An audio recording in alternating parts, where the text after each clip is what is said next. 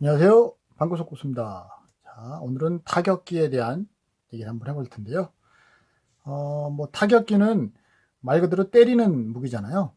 그래서 이제 도끼 뭐 이런 게 나오는데, 여기에는 이렇게 나와 있네요. 적의 머리를 부수는데도 사용되었다. 돌도끼 얘기입니다. 청동기 시대가 되면 무기 전용으로 사용되는 독특한 형태의 돌도끼가 제작되는데, 달도끼, 별도끼라고 불리는 이 도끼는 돌판을 원형이나 톱니바퀴 형태로 잘 연마한 후 중앙에 구멍을 뚫어 자루를 박아 만들었다.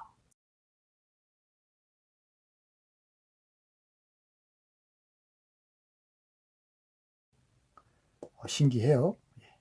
삼국시대와 고려시대에도 도끼가 전투용으로 사용되었으며, 고려의 궁예가 철퇴로 자기 자식과 여러 신하들을 때려 죽인 일이 있었던 것으로 봐서 당시에도 철퇴가 널리 사용되었던 것으로 보인다. 우리나라는 뭐 철퇴가 여기저기에 많이 쓰였죠. 그죠? 뭐 사극에서 보면 많이 나오죠. 예. 자, 근데 이제 편곤에 대해서 나오는데요. 대부분은 편곤은 아실 거예요. 도리깨 모양의 타격 병기. 예, 이렇게 나오죠. 이게 이제 임진왜란 당시 명군에 속해 있던 타타르족 기병들이 편곤으로 왜군 보병 수천 명을 무찔렀고, 고향 사람 명의가 이끄는 복수군은 철해편으로 왜적을 거의 400여 명이나 죽였다고 한다. 이에 선조 26년에 조정에서는 즉시 전하를 덜 입은 전라도 지방에서 편곤을 제작하도록 했다. 인조 때는 반란을 일으킨 이괄의 기병 700명이 모두 편곤을 사용하여 관군을 공격했는데 그 위력이 대단했다고 한다. 예. 편곤은 대부분 알고 있잖아요. 그렇죠? 그래서 이제 여기에 편곤이 중국식과 조선식이라고 하면서 이렇게 소개가 된 게 있어요. 자, 여기에 이제 중국식 편곤, 예, 이렇게 나와 있는 것 같은데, 자, 여기에 보면은 편곤은 서융에서 비롯된 천년 협봉과 조선 고유의 도리깨가 접목되어 만들어진 타격 병기로서 조선 후기 기병의 주력 단병 접전 무기로 사용되었다. 근데 이제 요게 길고 요게 짧고 이 차이인 것 같습니다. 예. 예, 그래서 이제 요거는 여기 화식이라고 나오네요. 예. 조선식은 편곤은 모편과 좌편 사이에 겨우 하나에서 두 개의 쇄골이만 달려 있기 때문에 그 형태와 기능이 오히려 전통적인 도리깨에 가깝다. 만기 요람을 보면 훈련 도갑의 기병들은 환도와 함께 편곤을 반드시 휴대했으며, 정조 때 간행된 병학통에는 적이 100보 밖에 이르면 기병이 활을 쏘다가 적이 50보에 이르면 일제히 편곤을 들고 돌격한다고 했다. 무예도보 통지의 마상부의 그림을 보면 월도나 쌍검을 사용하는 기병도 언제나 편곤 한 자루를 말 안장 뒤에 꽂고 있는데, 이는 월도나 쌍검이 단순히 기회를 드러내는 병기일 뿐이며 실제로는 편곤이 기병의 주력 무기였음을 보여준다. 예. 이분은 그렇게 해석하시는 것 같아요. 그래서 보면 여기에 이렇게 나오죠. 마상 편곤은 주로 기병이 사용했으며, 기병용 편곤은 보병용에 비해 길이가 짧았다.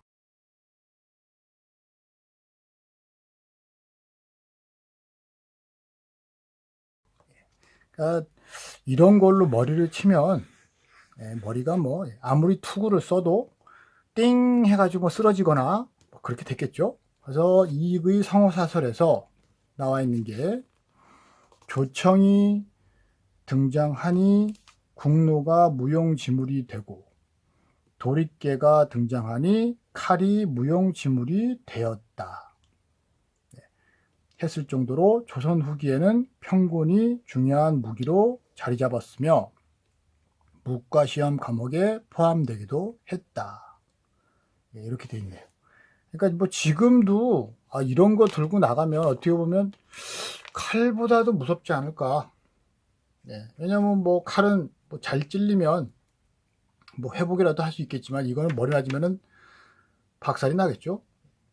그래서 이제 그 다음은 착근 평곤이라 해서 착근 평곤은 평곤의 긴 자루에 쇠심줄을 붙인 것이다 라고 나오네요. 이게 자루가 약하다고 생각을 했었나 봐요. 그래서 쉽게 부러지니까는 거기에 쇠심줄을 붙였다는 그런 얘기입니다. 여기는 능인창 평권, 평균도 종류가 엄청 많네요. 만기 요람에 훈련도감에서도 창평곤이 한 자루 있다고 했다. 현재 창평곤은 남아있지 않으나 평곤과 창을 결합했다는 점에서 관심을 끄는 무기다. 그러니까 뭐 제가 뭐 상상도를 그려봤는데 이렇게 생겼나? 아니면 뭐 여기에 달렸나? 그건 알 수 없지만 계속 무기를 개량한 거죠. 그리고 이제 여기 철퇴. 철퇴는 자주 나오죠. 자주. 근데 보면은 자, 김성일의 철퇴, 위, 철퇴 이렇게 되어 있는데 이게 위에 있는 게 김성일의 철퇴라는 얘기인 것 같아요.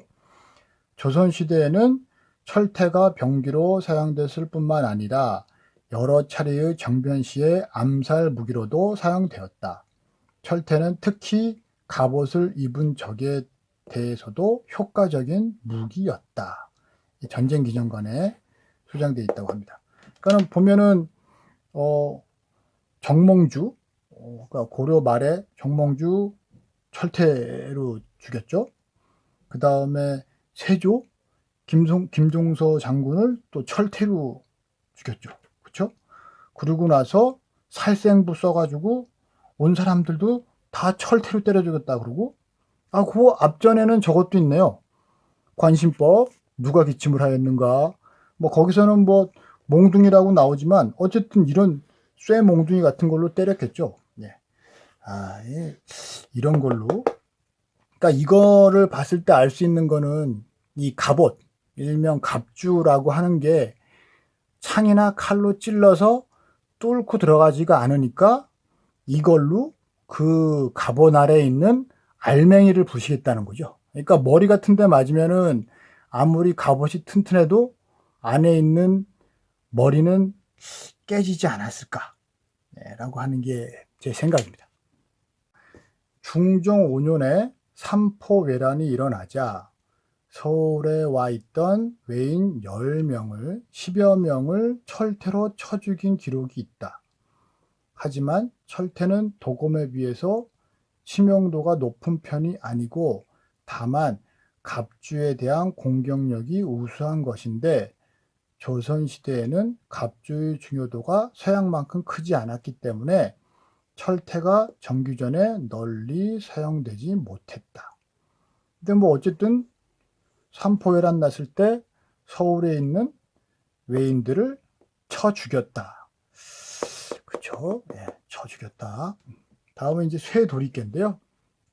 이 쇠도리깨에 특이한 기록이 있습니다. 여기 보면 조선시대 때 윤물에 보면 편공과 형태가 유사하지만 길이가 매우 짧고 좌편 혹은 좌편과 모편 모두 쇠로 만들어진 것이 있는데 이를 쇠도리깨, 쇠존매라고 부른다. 쇠존매. 쇠존매는 조선시대의 포졸들이 휴대하여 사용했던 무기로서 현재는 원래는 황소의 고환을 짧은 자루에 묶어서 상대를 큰 부상 없이 제압하거나 고문을 하는데 사용하던 것이다.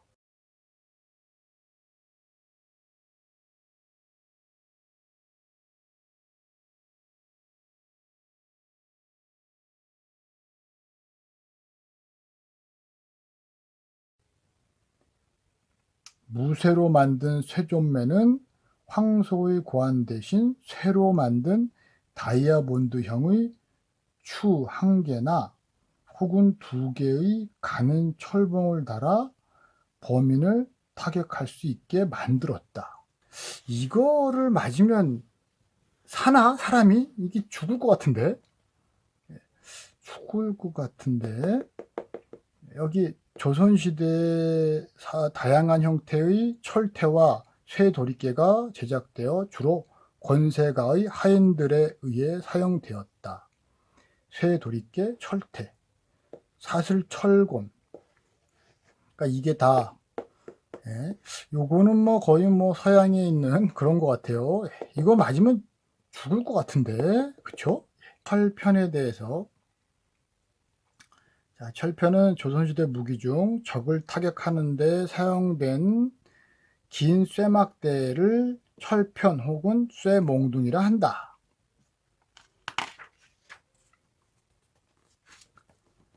자, 철편 중에는 굵기가 가는 것은 회초리 같이 가늘고 굵은 것은 지름이 2에서 3cm 정도 된다. 철편 중에는 타격 부위에 대나무처럼 마디를 만들어서 타격력을 높이는 것이 있는 반면에 노끈으로 철편의 겉을 단단히 감싸서 상대에 대한 충격을 줄인 것도 있다. 죽을까봐 가봐놨나 봐요. 예, 정조 1년에 홍삼범 등이 정조를 시해하려는 음모를 꾸몄을 때 군간 강용이가 철편을 들고 궁중에 침입했는데 이때 그가 철편을 허리 뒤에 꽂고 다녔다고 한 것으로 보아 편곤이라기보다는 본래 의미의 철편이었을 가능성이 높다. 예, 이게 왕을 죽이려고 이걸 차고 들어갔다. 이게 여기 제가 뭐 그림을 상상도로 그려놨는데 이런 식이 아니었을까?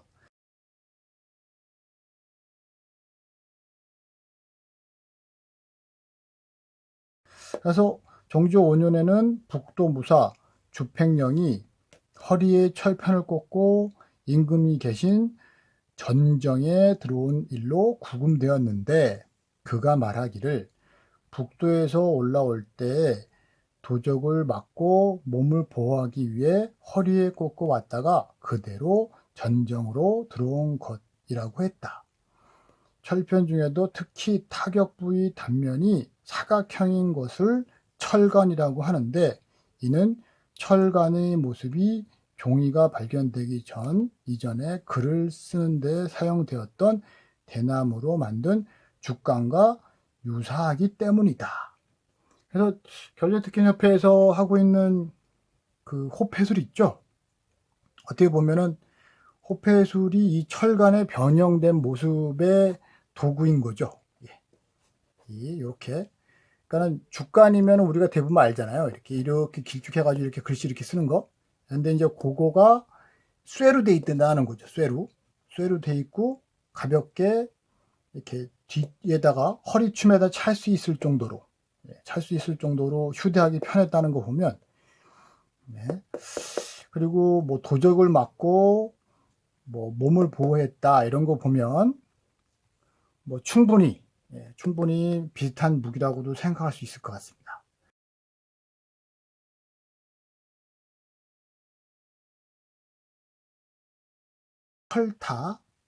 철타는 곧 볼이 타작하는 도리깨인데 그 끝에 나무 대신 쇠로 만든 자편을 달았다고 한다. 이거는 뭐 이거랑 비슷하겠죠. 요거랑. 근데 여기에 이 철타에 대한 이게 이 책이 나오기 10여 년인 것 같아요. 10여 년 전 중국 연변의 조선족 무술인 한 사람이 우리나라의 전통 도리깨를 응용한 무기를 가지고 중국의 무술대회를 휩쓸었던 일이 있는데 그만큼 한민족의 전통이라는 것은 뿌리가 깊고 오래가는 것이다. 요게 이 책 지은이한테는 큰 일이었나 봅니다. 네. 그러니까 그 무술대회가 실질적으로 중국에서 하는 무술대회가 겨루기를 하는지는 저는 모르겠어요. 예, 뭐 그냥 뭐 시범 마루운동 같이 그렇게 하는 것만 봤는데 어쨌든 뭐 없는 얘기를 하신 것 같지는 않은데요. 그렇죠? 철척, 쇠로 만든 자라는 뜻인데 칼자루에 칼날 대신에 쇠자를 달아서 적을 타격하는데 사용한다. 요렇게 생긴 것 같습니다. 예. 그러니까 이거는 그냥 무거운 쇠로 만든 각진 쇠 칼? 예, 뭐 그렇게 생각해야 되지 않을까. 예, 그래서 이게 금척이라고 되어 있네요. 왕실 의뢰에서 사용되었던 의기의 일종으로서 칼자루에 칼날 대신 금속재 자가 달려 있다. 이는 타격병기로도 충분히 사용 가능했을 것으로 여겨진다. 예. 그러니까 별 무기가 다 했어요. 그쵸? 요 차폭이라는 게 나오는데요.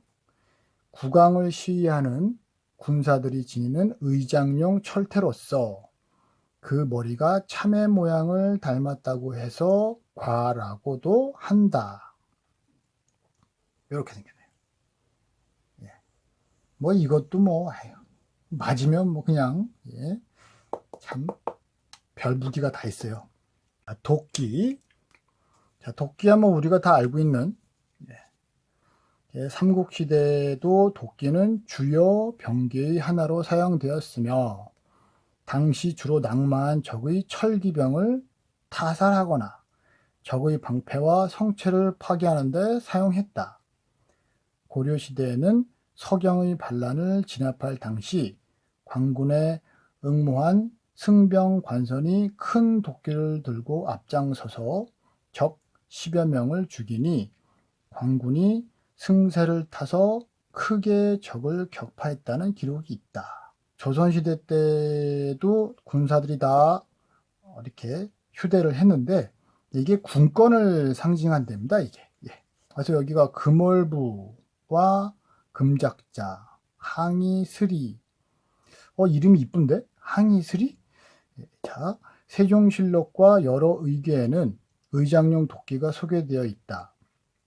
조선시대에는 도끼가 전투용보다는 적의 성책을 파괴하거나 행군로를 개척하는 데 주로 사용되었던 것으로 보인다. 그래서 이게 보면 요즘도 있어요. 요즘도 뭐 군대 갔다 오신 분들은 다 알잖아요. 기계화 부대 같은 경우는 차에다 달려있죠. 거의 다 도끼가.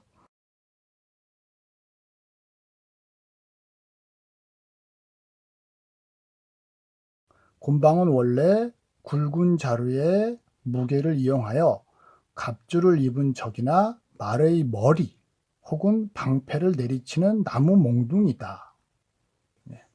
여기 이렇게 그림이 이렇게 나와 있네요. 이렇게. 근데 이게 무예도보 통지에 이렇게 곤방을 하는 모습인 것 같은데 여기에 보니까 이게 칼이 달려 있어요. 그래서 이거를 하기 위한 연습. 그리고 이제 그 기호신서에서는 뭐 화병이 짐을 나를 때 썼다 뭐 이런 식으로 돼 있는데 그걸 한번 책 사서 한번 보시고요. 목봉이라고도 나오는데요.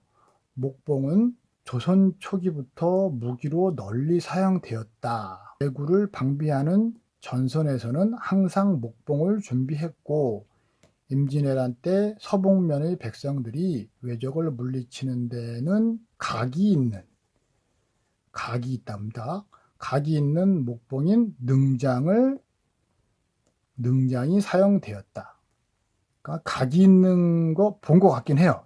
각이 있는 거 본 것 같긴 한데 어쨌든 근데 이게 흥미로운 거라고 하면서 기록이 광해군 2년에 제포만호 박진일이 술에 취한 끝에 능장을 가지고 웅천 현감 이명신과 그의 부하들을 마구 난타했는데 그 바람에 물에 빠져 죽은 자가 9이나 되었다고 한다. 아휴, 9명이나 능장으로.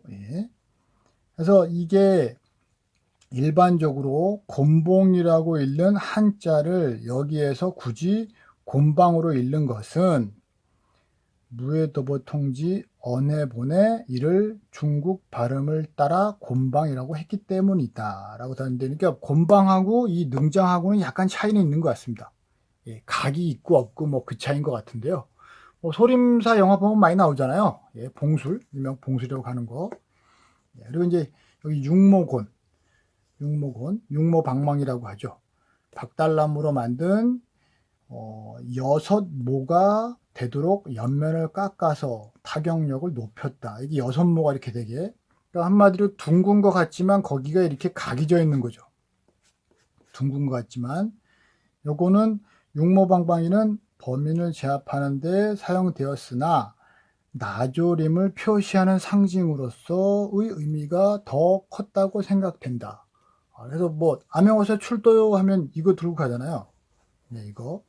근데 군대에서 보면 예전에 그 빨간 진압봉, 뭐 아시는 분들은 다 아시겠지만 그 빨간 진압봉은 보면 각은 앉아 있거든요.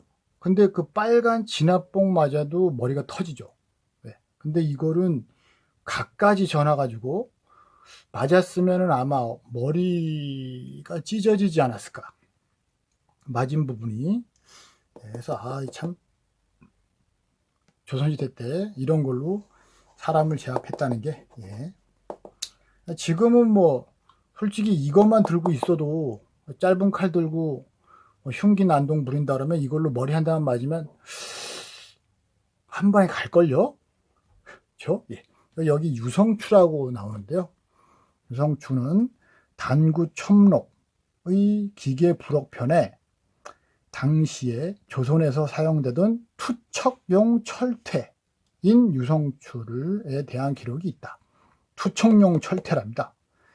이 유성추는 좋은 쇠를 단련하여 주먹 크기로 만든 뒤 구멍을 뚫어 끈을 관통시키고 한쪽 끈은 매듭을 지어 빠지지 않게 묶고 나머지 한쪽 끈은 손으로 쥐고 있다가 적에게 던진다.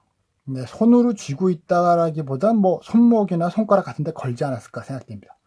이 유성추는 주로 성을 방어하는 데 사용했으며 성벽을 기어 올라오는 적에게 던졌다가 끈을 사용하여 회수할 수 있으므로 매우 경제적인 공격 무기였다. 보면 뭐 약간 좀 바이러스 같이 생기기도 했는데 이런 걸로 던지면 이게 무쇠덩어리인데 정말 뭐 갑옷을 입고 있으니까는 뭐 그 괜찮을 수도 있긴 하겠지만 만약에 맨머리로 맞으면 박히지 않았을까. 그러니까 참 무기가 다양해요. 그렇죠? 그 공성전 하는 그런 그 사극이나 영화 같은 데 보면 나오잖아요. 그렇죠?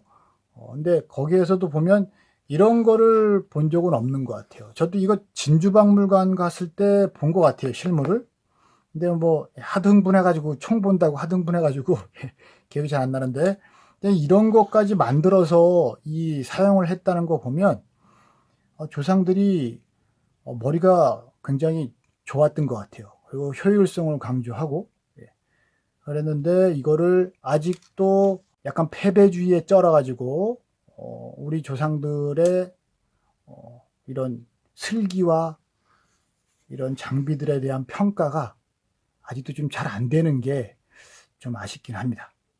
오늘은 여기까지입니다. 감사합니다.